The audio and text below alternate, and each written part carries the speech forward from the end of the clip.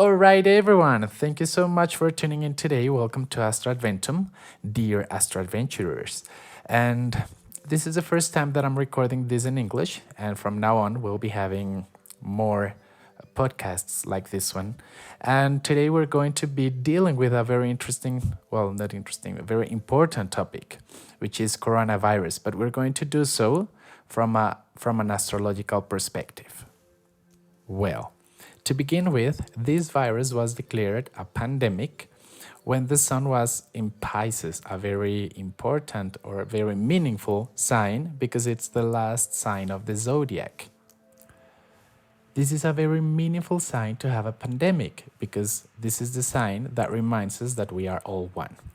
It's the sign of the end, in which we are all asked to let go and let God. This is the sign of the end, in which we get ready for a new beginning when the sun starts visiting Aries, the first sign of the zodiac. So this is an invitation to remember that we are all one. Pisces is the sign of universal love, in which egos are dissolved and we all come together as one. During this Pisces season, which lasted a month, it was from February 18th to March 9th, we had our yearly full moon in Virgo, and it happened on March 9th. So Virgo is a very meaningful sign that has to do with hygiene, being clean, health, daily routines.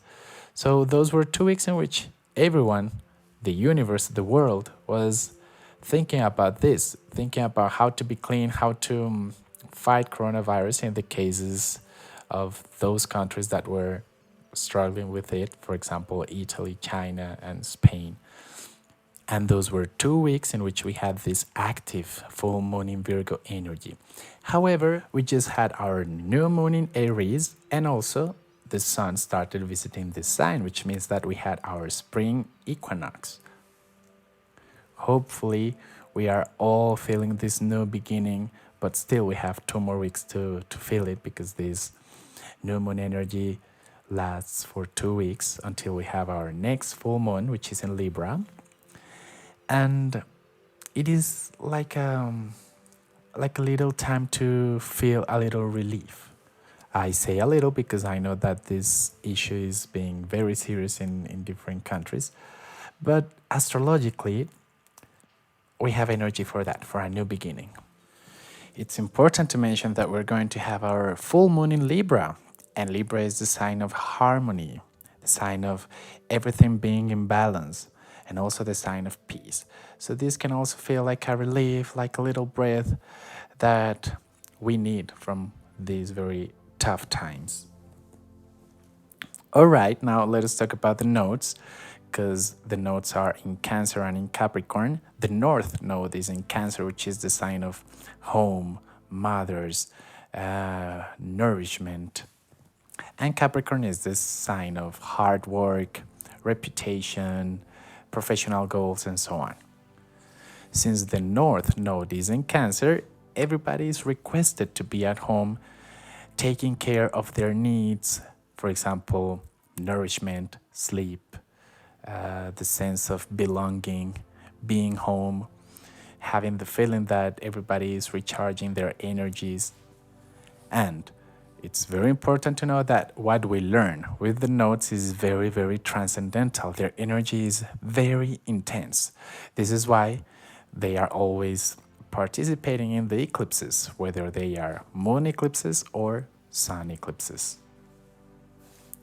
Since the South Node is in Capricorn, that means that everything regarding that sign is not as important as those matters concerning the North Node in Cancer. What does that mean?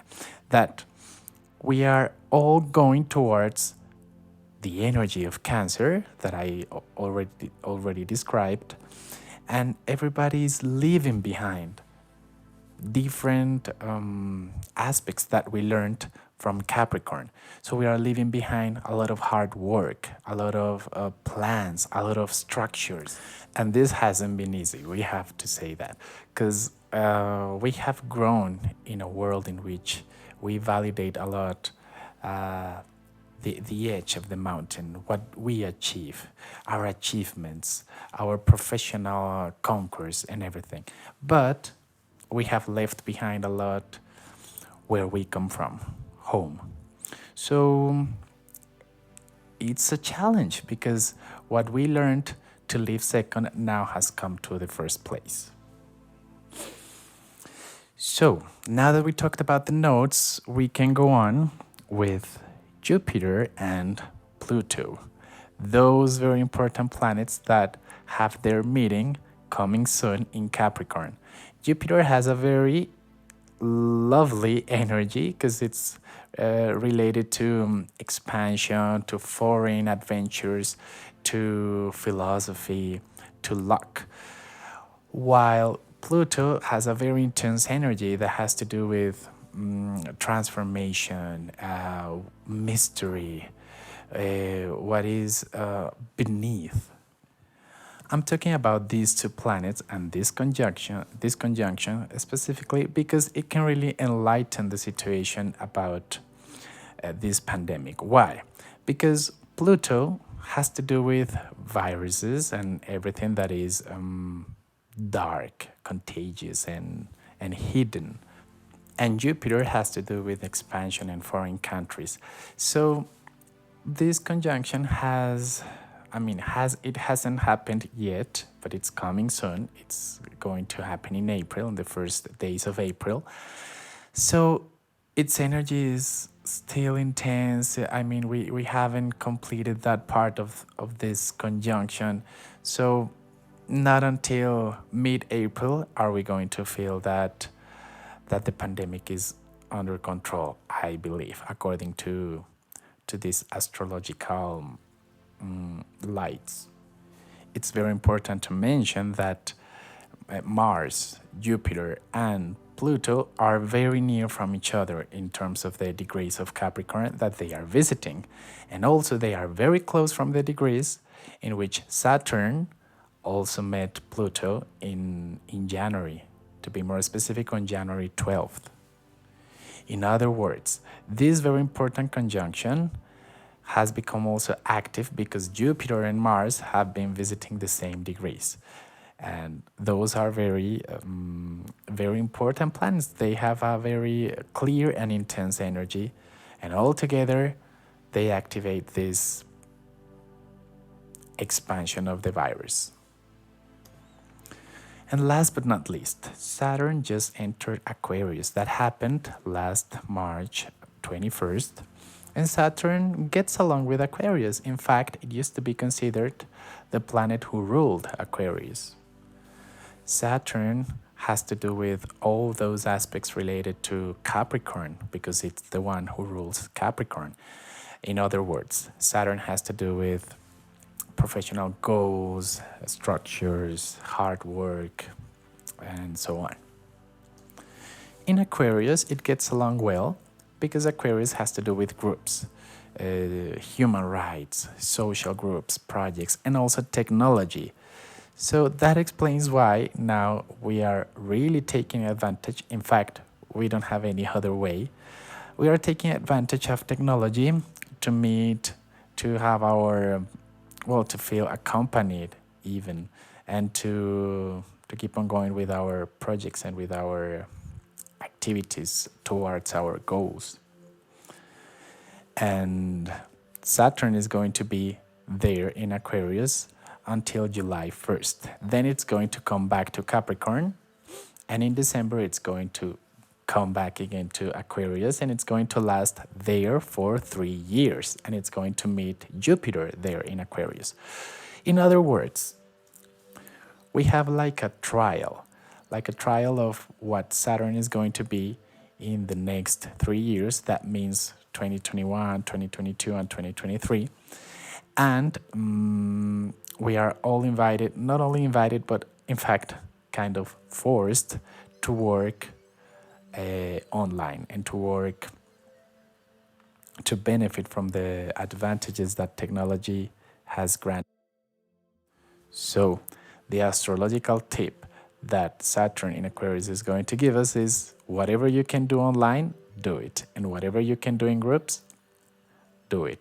In fact, it's not only whatever you can do, because Saturn is a very rigid energy. So there are different things that we are necessarily going to have to do in groups and online. And the last message that I would like to highlight about Saturn in Aquarius is that Saturn has to do with responsibility, because it's the sign of the authority of the father, who is very responsible and goes out to work until very late hours. So Saturn is going to remind us the value of responsibility. It always does.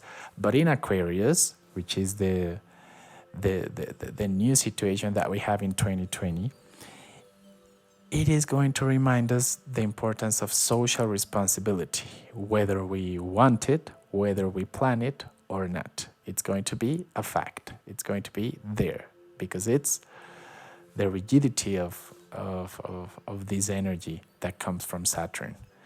So we have enough time to be aware and to get used to the idea that we are going to have to work in groups, and also a lot of things we are going to have to do them online.